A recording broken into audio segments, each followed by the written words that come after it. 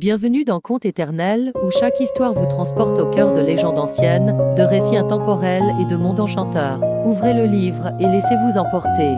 Il était une fois à Nancy, l'araignée rusée, qui voulait posséder toute la sagesse du monde pour être le plus sage de tout. Anansi rassembla chaque morceau de sagesse dans un pot, pensant que cela le rendrait puissant. Il décida de cacher ce trésor en haut d'un grand arbre. Mais le pot était lourd et gênait Anansi dans son escalade. Il trébuchait, essayant de monter avec la sagesse serrée contre lui. Voyant la difficulté de son père, le fils d'Anansi lui cria « Pourquoi ne pas attacher le pot dans ton dos? Ce serait plus facile pour grimper. » Fâché de ne pas avoir pensé à cette idée lui-même, Anansi perdit l'équilibre. Le pot tomba et la sagesse se répandit partout, à la portée de tout. Depuis ce jour, la sagesse appartient à tout le monde. Anansi apprit que vouloir tout garder pour soi peut parfois tout faire perdre. Et toi, que ferais-tu avec toute la sagesse du monde? Dis-le nous en commentaire et n'oublie pas de liker et de partager si tu as aimé cette histoire. Abonne-toi si tu veux avoir d'autres contes éternels. Dans les temps anciens, en Afrique, le ciel touchait presque la terre.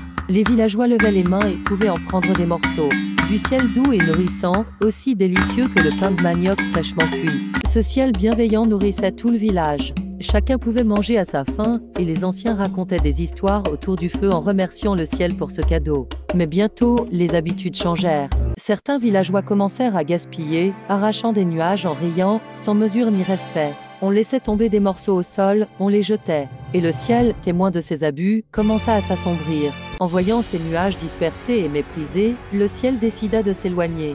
Doucement, il s'éleva, les nuages glissant hors de portée. Les villageois levèrent les bras, mais il était trop tard. Le ciel monta encore et encore. Depuis ce jour, le ciel est resté là-haut, loin des hommes. Dans les villages, les anciens racontent que le ciel s'est éloigné pour rappeler aux générations futures de toujours honorer ce qu'ils ont reçu. Dans la savane africaine, le lièvre, rapide et confiant, se moquait de la lenteur de la tortue. Un jour, la tortue lança un défi au lièvre, une course jusqu'au grand baobab. Le lièvre accepta avec assurance. Au départ, le lièvre bondit en avant, pendant que la tortue avançait tranquillement, mais sans jamais s'arrêter. Voyant son avance, le lièvre s'arrêta plusieurs fois pour grignoter, pour admirer le paysage, et même pour saluer des amis, sûr qu'il pourrait terminer bien avant la tortue. Mais pendant ce temps, la tortue poursuivait son chemin sans faiblir. Elle atteignit le grand baobab en premier, juste avant l'arrivée surprise du lièvre. Le lièvre comprit sa leçon, la persévérance et la concentration sont la vraie clé de la victoire. Que penses-tu de cette histoire? La lenteur peut-elle surpasser la vitesse? Dis-le nous en commentaire. N'oublie pas de liker et de t'abonner pour d'autres légendes inspirantes. Dans la savane, une hyène gourmande se moquait souvent des animaux plus petits, surtout du lapin, qu'elle pensait être sans défense.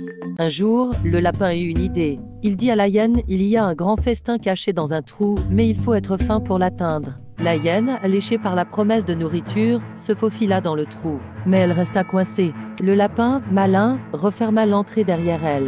Coincée et affamée, la hyène comprit trop tard que le lapin l'avait dupée. Elle demanda de l'aide, mais les animaux riaient de sa naïveté. Depuis ce jour, la hyène réfléchit à 2 fois avant de sous-estimer les autres. Et le lapin, lui, reste l'un des animaux les plus rusés de la savane. Et toi, que penses-tu de la ruse du lapin? Laisse un commentaire pour dire si tu aurais fait la même chose. N'oublie pas de liker, t'abonner et partager pour plus de contes et de leçons venues du monde entier. Merci d'avoir voyagé avec nous à travers ces contes éternels. N'oubliez pas de vous abonner pour découvrir d'autres récits magiques et inspirants. À bientôt pour une nouvelle aventure.